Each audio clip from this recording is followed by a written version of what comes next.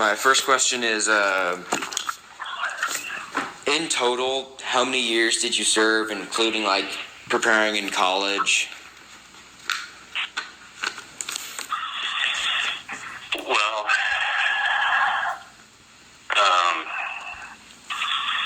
in August of this year, I will have served in the Navy 28 years. And in August of this year, I will have been an ordained pastor for 32 years. I was a parish pastor for 4 years before I joined the Navy. And I had studied for the ministry ever since I was a sophomore in high school. And so I started studying for the ministry in, I guess it was the fall of 1973. And I was ordained. I have my Master of Divinity was in 1982. I had a graduate fellowship in Austria for a year from 82 to 83. I went back to the seminary for another master's degree.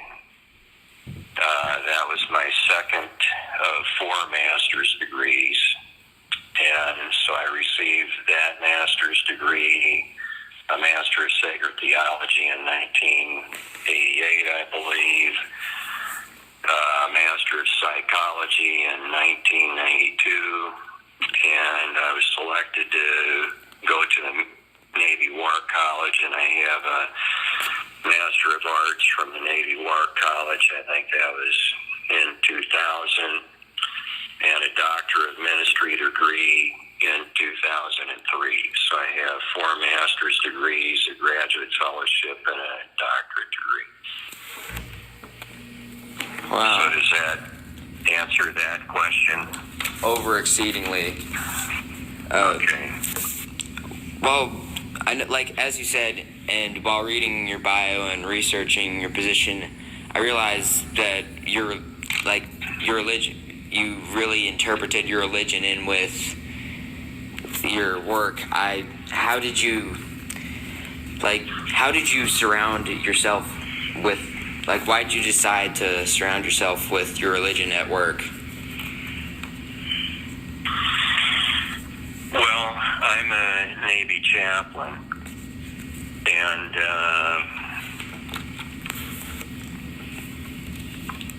so I guess I can only speak from my perspective. My model for ministry comes from Matthew 4:23, where Jesus went about the countryside preaching, teaching, and healing.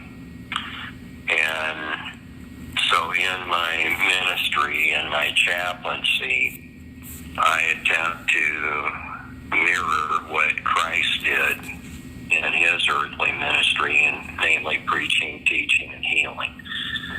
So regardless of where I'm assigned, I want to make sure that what I do supports preaching, teaching, and healing. So I guess the broader application of that would be I offer worship services, and in this particular position that I'm in a supervisory position. I've been in supervisory positions probably for the last, 10 to 12 years. And what I try to do is supervise in such a way that the pastoral care that the chaplains that I supervise provide is supporting preaching, teaching, and healing. And so that in a broader sense of that means provision of worship, it means Bible studies, it means counseling people, it means hospital visitation, it means bridge visitation. For example, as we speak, I'm supervising pastoral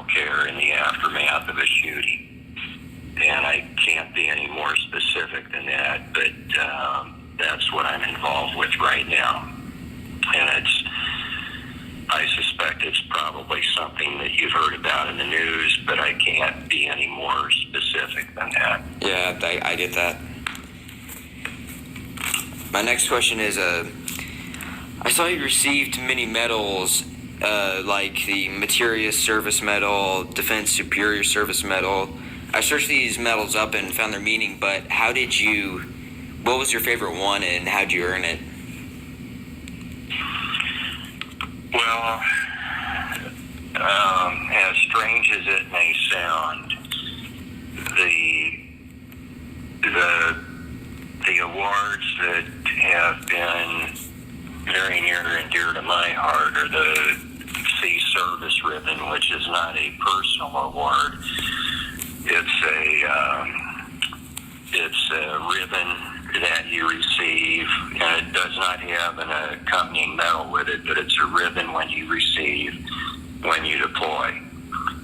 And so every time I deployed, I received a star to put on that Sea Service ribbon.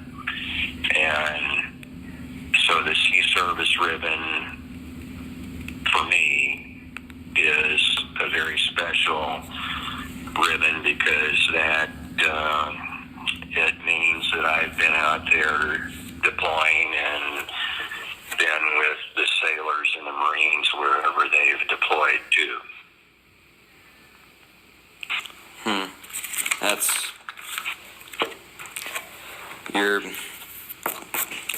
I am speechless almost. Wow.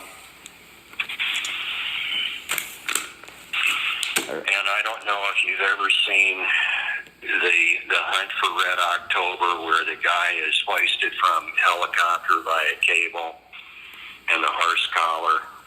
That's how I was hoisted from ship to ship. So in other words, the helicopter did not land on the deck. The helicopter lowered me by a cable on the ship, and I was in a horse collar type harness, and then would raise me up again when I would go to another ship. So on the first two deployments that I was on, that was primarily my mode of transportation going from ship to ship. They would lower me down and raise me back up. That is literally like the dream of every child. That would be so awesome. With everything that's happening nowadays, that's one of the coolest things I've heard ever. Well, it was certainly exciting, and and for example, there was a sailor on the deck of the ship who would reach up before my feet hit the deck of the ship and had a grounding rod so that I would not die of electrostatic charges. Oh. So it was pretty exciting. Huh. I'm sure you can see YouTube videos of that sort of thing. Only dreamed of it.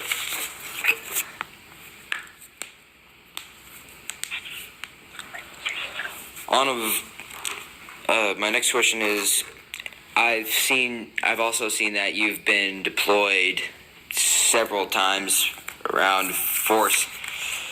I've seen on the Destroyer Squadron 21. Right.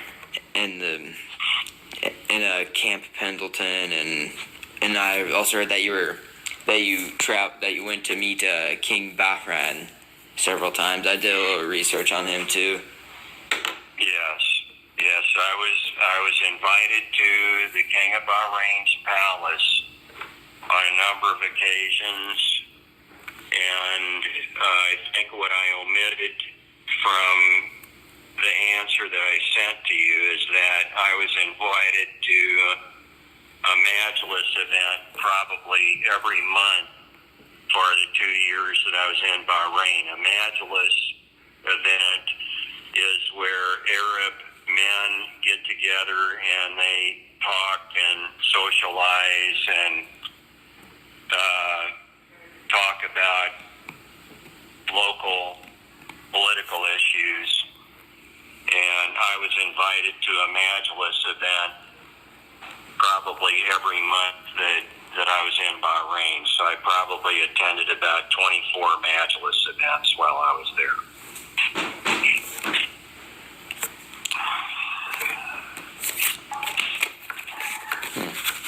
Wow. Majlis is spelled M-A-J-L-I-S.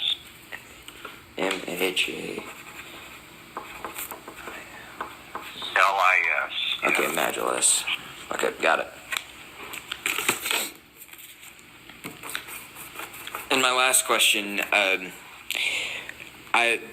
while reading, I saw that you've done things that like everyone's dreamed of. You've slept in the Jordan Desert. You've That's right. gone all across. Why, or not why? What was your favorite one? Well, as strange as it may sound, the exercise in the high desert of Jordan was probably one of my favorites. It was, in spite of the fact that it was an extremely dusty place, and it was probably about 120 degrees at 2 o'clock in the afternoon, and it seemed that the temperature would get incredibly cold at night. But being out in the high desert and looking up at the stars, it reminded me of God's promise to Abraham. And it was, for me, a very special experience to be out there and recall all those stories from Scripture. So for me, it was a very special experience. Sounds like But it. then again, I also appreciated being at sea with the sailors. I've been across the Pacific Ocean at least 6 times. And I've gone across the Pacific Ocean, and sometimes the fog was so thick you could cut it with a butcher knife. And it was, you could not see anything. Everything was gray. The sky was gray, the ship was gray, everything was gray. But I have the highest regard for the sailors that keep those ships going, and they work in very adverse conditions. So I'm very honored to work with the sailors and the Marines. I couldn't imagine, but I can tell that everyone that's out there, no matter where you are, you're helping. Well, by the grace of God, I try to do the best I can to my God-given ability. I believe you always will. Well, thank you so much for giving some time for me to do this interview, and thank you for just everything with our country. Well, thank you very much. That's very kind. And let me share a Bible verse with you before we close. One of my favorite Bible verses right now is out of the book of Nahum, N-A-H-U-M, Nahum 1:7, and it's, "The Lord is good, a stronghold in the day of trouble, and he knows those who take refuge in him."